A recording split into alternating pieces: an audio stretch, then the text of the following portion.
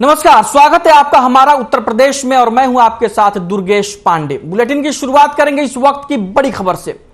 इस वक्त की बड़ी खबर अयोध्या से आ रही है। सीएम करेंगे रामायण मेले का उद्घाटन। 27 नवंबर को सीएम योगी करेंगे मेले का उद्घाटन। 27 से 30 नवंबर तक चलेगा 41वां रामायण मेला।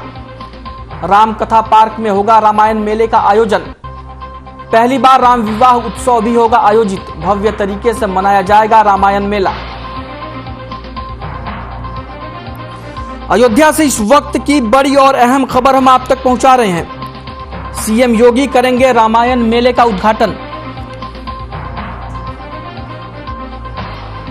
27 नवंबर को सीएम योगी करेंगे मेले का उद्घाटन। 27 से 30 नवंबर तक चलेगा 41वां रामायण मेला। राम कथा पार्क में होगा रामायण मेले का आयोजन। पहली बार राम विवाह उत्सव भी होगा आयोजित। भव्य तरीके से मनाया जाएगा रामायण मेला।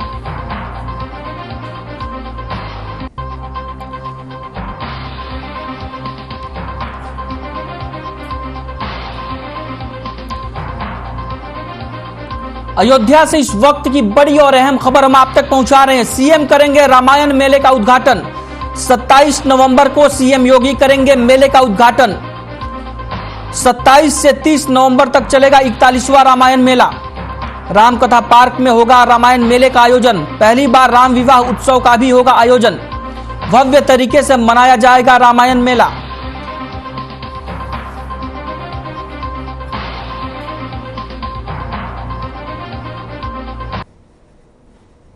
अब बात करेंगे इस वक्त की एक और बड़ी खबर की। इस वक्त की बड़ी खबर मैनपुरी से सामने आ रही है। सीएम योगी के दौरे की चर्चाएं हुई तेज। 28 नवंबर 3 दिसंबर को कर सकते हैं दौरा। सूत्रों के हवाले से खबर। सीएम योगी जनसभा को कर सकते हैं संबोधित। बीजेपी प्रत्याशी के समर्थन में कर सकते हैं संबोधित। रघुराज सिंह शाक्य हैं बीजेपी प्रत्याशी। बीजेपी के स्टार प्रचारकों में शामिल हैं सीएम योगी।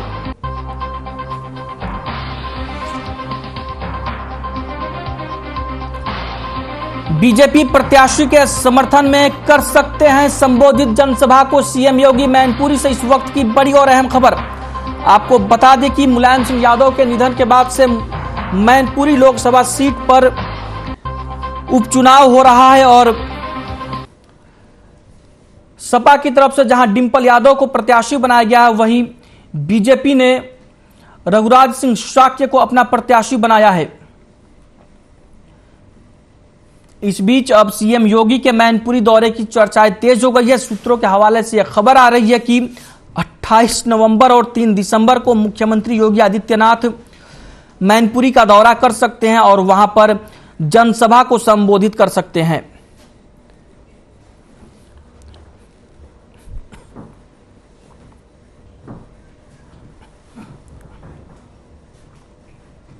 वहीं मॉरिशस के राष्ट्रपति पृथ्वीराज सिंह सोमवार को अयोध्या पहुंचे।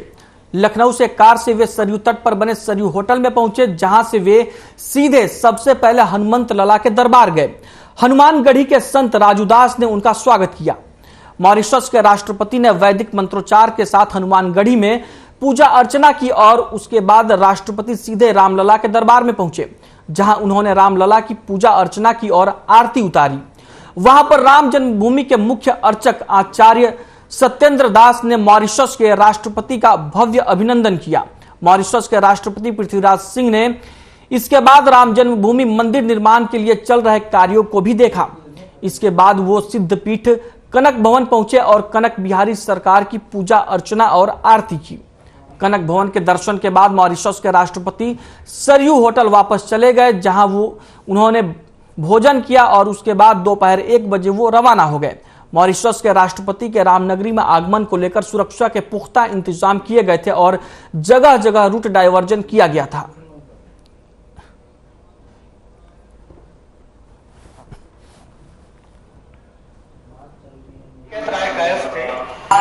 प्रभु राम हमको यहाँ पर बुलाई और दर्शन किए और ये तो सभी के भाग में नहीं है यहाँ पर आने को। ये तो हम सोचता है कि भगवान ही हमें यहाँ संदेश दिया आने को और मार्गदर्शन करें।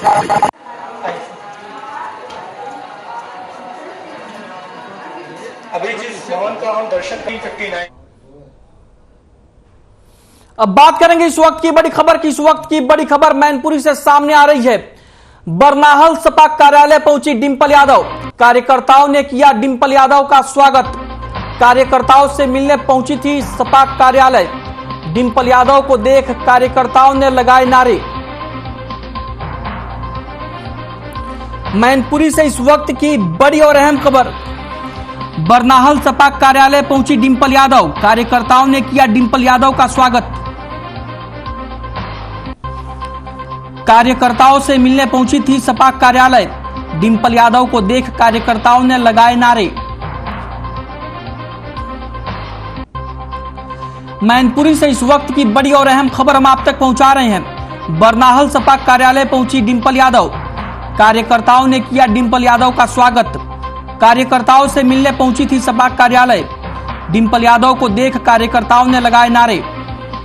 आपको बता दें कि मैनपुरी में इस वक्त लोकसभा के उपचुनाव हो रहे हैं और लोकसभा उपचुनाव के तहत डिंपल यादव को समाजवादी पार्टी की तरफ से प्रत्याशी बनाया गया है और सपा उम्मीदवार के तौर पर डिंपल यादव लगातार चुनाव प्रचार में जुटी हुई हैं और लोगों से वोट मांगने के साथ साथ वो लगातार समाजवादी पार्टी के कार्यकर्ताओं से भी संपर्क कर रही हैं।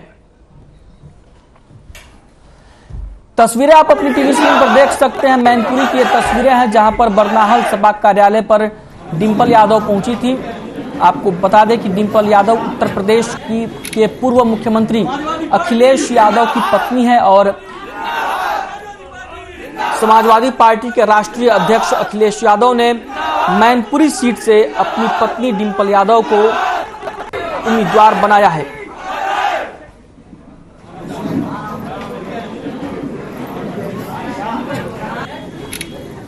समाजवादी पार्टी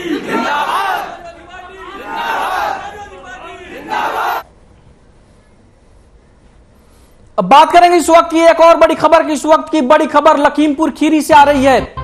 लखीमपुर खीरी के दौरे पर राज्यपाल आनंदीबेन पटेल।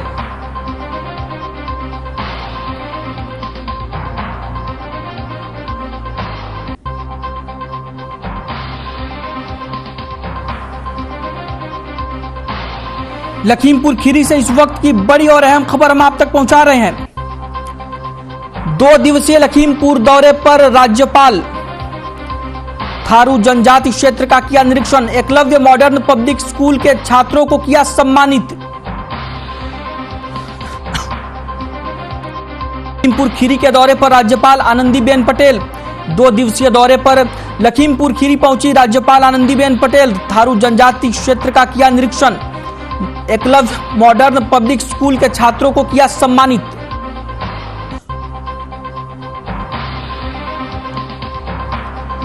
थारू जनजाति क्षेत्र का किया निरीक्षण। एकलव्य मॉडर्न पब्लिक स्कूल के छात्रों को किया सम्मानित।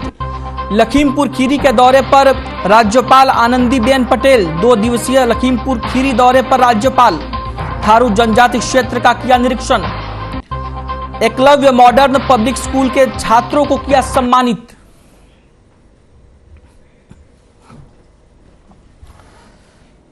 तस्वीरें आप अपनी टीवी स्क्रीन पर देख सकते हैं। ये तस्वीरें लखीमपुर खीरी की हैं जहां पर राज्यपाल आनंदीबेन पटेल पहुंची थी। 2 दिवसीय दौरे पर राज्यपाल आनंदीबेन पटेल लखीमपुर खीरी में है और राज्यपाल ने इस दौरान थारू जनजाति क्षेत्र का निरीक्षण किया और एकलव्य मॉडर्न पब्लिक स्कूल के छात्रों को सम्मानित किया।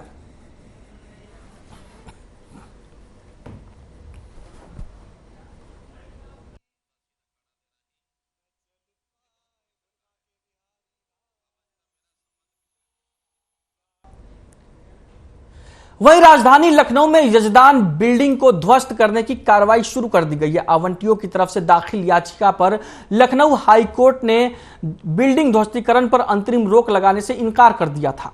मौके पर भारी संख्या में पुलिस बल तैनात है। ध्वस्तीकरण की कार्रवाई से निराश आवंटियों का कहना है कि यह कार्रवाई एलडीए अपनी कमियों को छुपाने के लिए कर रहा है।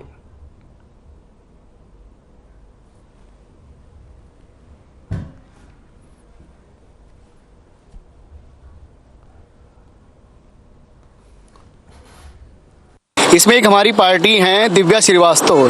दिव्या श्रीवास्तव ने एनडीए के खिलाफ एक मुकदमा 19 तारीख को योजित किया गया था, जो माननीय सिविल जज सीनियर डिवीजन लखनऊ के द्वारा उसमें स्थगन आदेश भी प्राप्त है। ये आप आदेश की प्रति देख सकते हैं। उसमें एनडीए को साफ साफ निषेधित किया गया है कि 29/11/2022 तक इस बिल्डिंग को तोड़े नहीं। इसकी एक प्रति एसएचओ साहब को भी रिसीव हो चुकी है, एलडीओ को भी रिसीव हो चुकी है, लेकिन वो जानबूझकर अनजान बने हैं। और लखनऊ विकास प्राधिकरण आपकी बात को मान रहा है कि नहीं मान रहा? नहीं मान रहा। ये केवल तानाशाही है, लोकतंत्र की हत्या हो रही है। बाबा साहब का जो बनाया हुआ संविधान है उसको मानने के लिए सरकार तैयार नहीं है। लखनऊ विकास प्राधिकरण की बड़ी कार्रवाई, कोर्ट के मुंह वाली आवाज देने के बावजूद भी लखनऊ विकास प्राधिकरण निरंतर यजदान बिल्डिंग को गिराता हुआ दिख रहा। हमारी तरफ कैमरा दिखाएंगे, दिखाएं जरा बिल्डिंग को।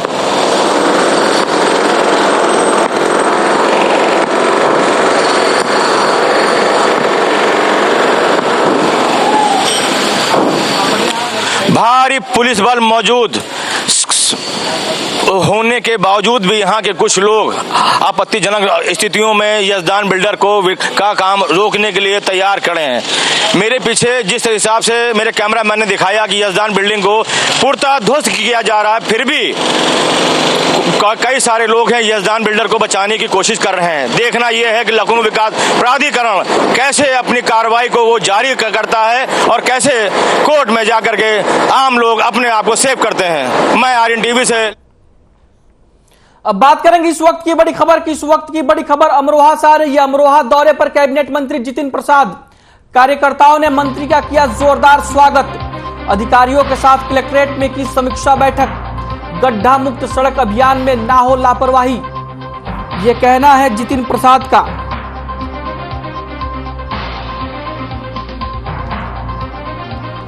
अमरोहा से इस वक्त की बड़ी और अहम खबर हम आप तक पहुंचा रहे हैं। कैबिनेट मंत्री जितिन प्रसाद अमरोहा के दौरे पर हैं और कार्यकर्ताओं ने मंत्री का जोरदार स्वागत किया। अधिकारियों के साथ कलेक्ट्रेट में समीक्षा बैठक की और गड्ढा मुक्त सड़क अभियान में ना हो लापरवाही, यह कहना है जितिन प्रसाद का। आपको बता दें कि जितिन प्रसाद यूपी के पीडब्ल्यूडी मंत्री हैं और सड़क महकमा इन्हीं के अंडर में आता है और प्रदेश सरकार गड्ढा मुक्त सड़क अभियान चला रही है, जिसको लेकर जितिन प्रसाद भी लगातार एक्टिव हैं और जगह जगह दौरा करके सड़कों की हालात का जायजा ले रहे हैं और अधिकारियों को दिशा निर्देश देने का काम कर रहे हैं।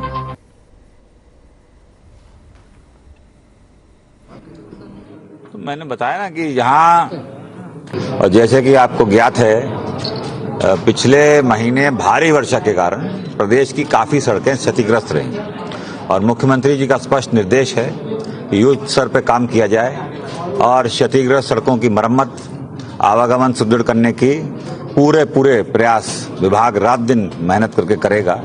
और आज यहाँ बिंदुवार समीक्षा होगी कि कितनी प्रगति हुई है, कौन सी सड़कें और टेकअप करनी है कार्य कराने के लिए। और ये स्पष्ट कर देता हूँ कि अगर कोई कमी होगी या गुणवत्ता से कोई समझौता होगा तो सख्त कार्रवाई की जाएगी। वहीं मथुरा नगर निगम चुनाव को लेकर भारतीय जनता पार्टी ने तैयारियां शुरू कर दी हैं। चुनावों को देखते हुए बीजेपी ने अपने कार्यकर्ताओं के लिए प्रशिक्षण शिविर का आयोजन किया। इस शिविर में किसान प्रकोष्ठ के कार्यकर्ता शामिल हुए। किसान मोर्चा के जिलाध्यक्ष चरण सिंह जादौन ने कहा कि कार्यकर्ताओं को इस शिविर में सरकार की संचालित विकास योजनाओं की जानकारी दी गई। इसी के साथ कार्यकर्ताओं से सरकार की योजनाओं की जानकारी आम जनता तक पहुंचाने की अपील भी की गई। रणनीति के तहत हमारे जो किसान मोर्चा के द्वारा विगत एक वर्ष के अंदर बहुत सारे काम किए गए हैं। शीर्ष नेतृत्व के द्वारा हमने समितियां बनाई हैं, हमने ट्रैक्टर रैली की है, हमने ग्राम पंचायत के सम्मेलन किए हैं। उन सब चीज़ों को लेकर के और हम जनता के बीच में जाएंगे। हमारी मुख्य भूमिका होगी पार्टी के हमारे शीर्ष नेतृत्व के द्वारा, माननीय प्रधानमंत्री जी के द्वारा, माननीय योगी जी के द्वारा जो सरकार की नीतियां हैं, जो जनहित की नीतियां हैं, वो नीचे तक गई हैं, उन सब का फीडबैक हम जनता के बीच में लेकर जाएंगे। देखिए 2014 में भारतीय जनता पार्टी लोकसभा चुनाव जीती, 2017 में विधानसभा जीती, 2019 में फिर लोकसभा जीती और 2022 में विधानसभा जीती। उसी की तर्ज पर जो प्रधानमंत्री जी और योगी उत्तर प्रदेश सरकार हमारे योगी जी की उपलब्धियां हैं जनता के बीच ले जाएंगे और भाजपा किसान मोर्चा नगर निकाय चुनाव जिताने में अहम भूमिका निभाएगा, पूरी ताकत लगाएगा। भारतीय जनता पार्टी के उम्मीदवार पूरी तरह से जीते। आज 20 तारीख हो गई है, 20 से और 30 के बीच में हमारे छोटे छोटे सम्मेलन होंगे। हर सम्मेलन में हर बूथ स्तर के हिसाब से बूथ बूथ पे हमारी पार्टी जाएगी, कार्यकर्ता जाएंगे और जो चुनाव होने हैं, चुनाव की तैयारी करेंगे।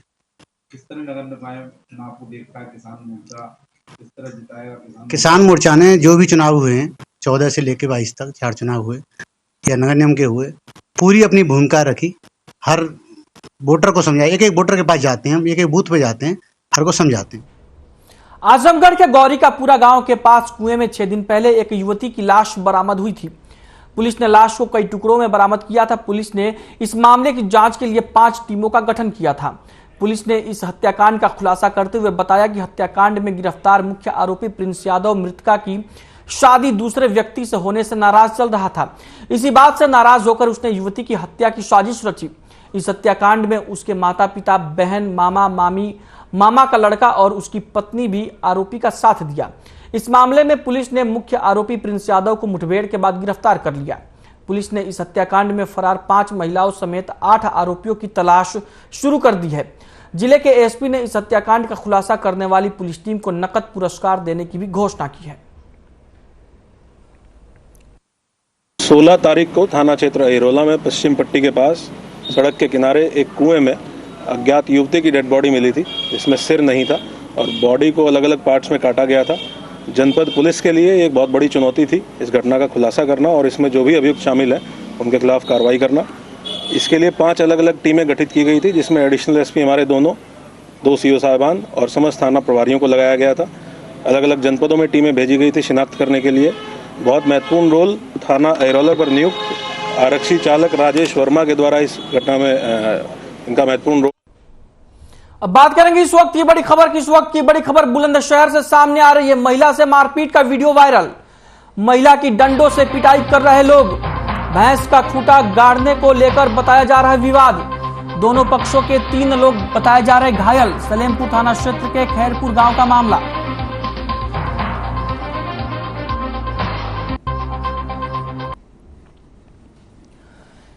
तस्वीरें आप अपनी टीवी स्क्रीन पर देख सकते हैं। बुलंदशहर की ये तस्वीरें हैं जहां पर महिला से मारपीट का वीडियो वायरल हुआ है। महिला की डंडों से पिटाई कर रहे हैं लोग और साफ तौर पर आप तस्वीरों में देख सकते हैं किस तरीके से एक महिला दूसरी महिला पर लगातार डंडे बरसा रही है।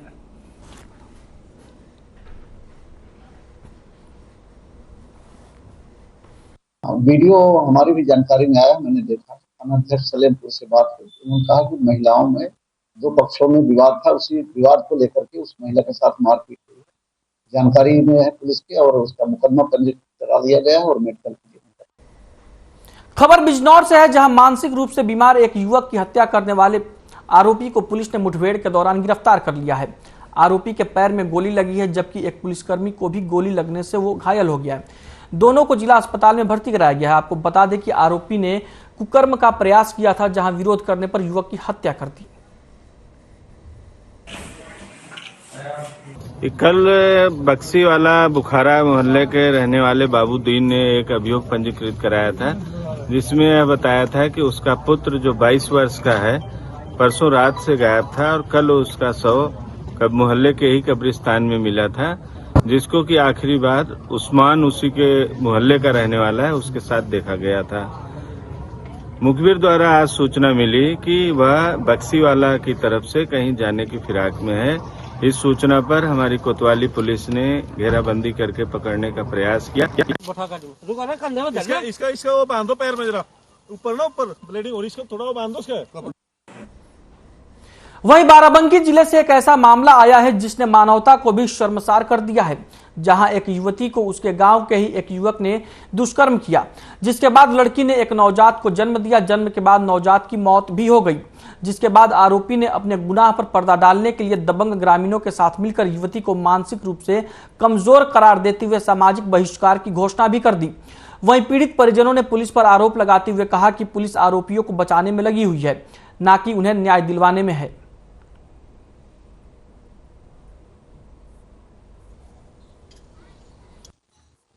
बताया कि एक मंद बुद्धि की वहाँ पे लड़की जिसके साथ जानकारी में आया कि वहाँ पे कोई उनके गर्भ हुआ था और वो फिर बच्चा पैदा हुआ था 15 या 16 तारीख को और बच्चे मर गया था।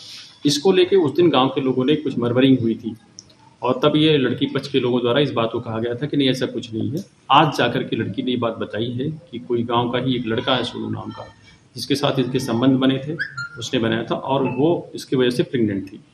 और उसमें तत्काल पुलिस जो है उसकी तहरीर ले जा रही है और उस पर अभी अभियोग पंजीकृत करके कार्रवाई की जाएगी। बात करेंगे इस वक्त की बड़ी खबर की। इस वक्त की बड़ी खबर अंबेडकर नगर से आ रही है। पेड़ से टकराई तेज रफ्तार प्राइवेट बस, हादसे में ड्राइवर समेत 3 लोग घायल।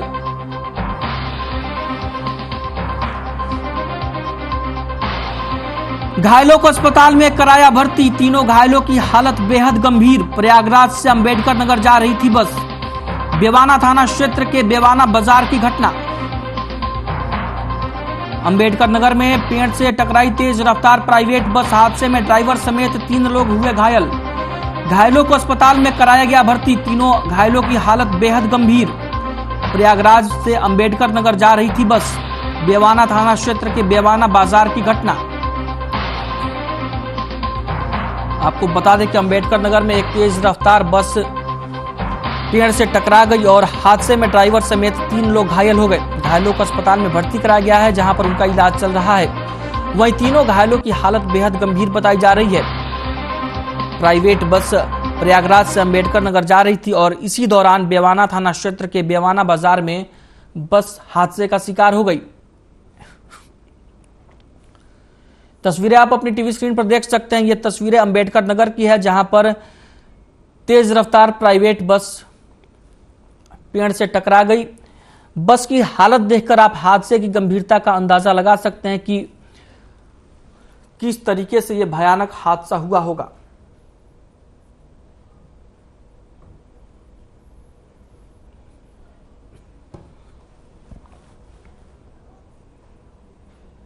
वहीं बाराबंकी पुलिस ने वाहन चालकों को जागरूक करने के लिए एक अनोखी पहल की है। बाराबंकी में एक युवक यमराज बनकर वाहन चालकों को ट्रैफिक नियमों के प्रति जागरूक कर रहा है।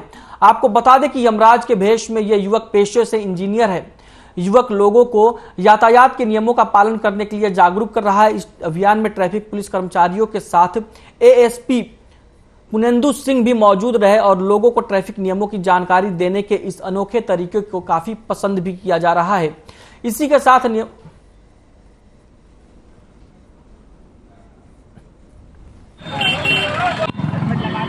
यातायात माह चल रहा है और इस माह में आज विश्व दुर्घटना पीड़ित दिवस भी है, जिसमें दुर्घटना पीड़ित परिजनों के साथ संवेदना व्यक्त करना और इन सब चीज़ों के साथ एक कार्यक्रम किया जाना ताकि लोगों में जागरूकता फैले। उसी जागरूकता के क्रम में आज हमने अपने एक सहयोगी को जो TCS कंपनी में काम करते हैं, पेशे से इंजीनियर हैं, उनको बुलाया ताकि लोगों में जागरूकता हो कि सड़कों पर दुर्घटना के रूप में जो मौत नाच रही है उसका एक प्रतीकात्मक प्रदर्शन किया गया। हमारा उत्तर प्रदेश में फिलहाल के लिए इतना ही। मुझे दीजिए इजाजत, नमस्कार।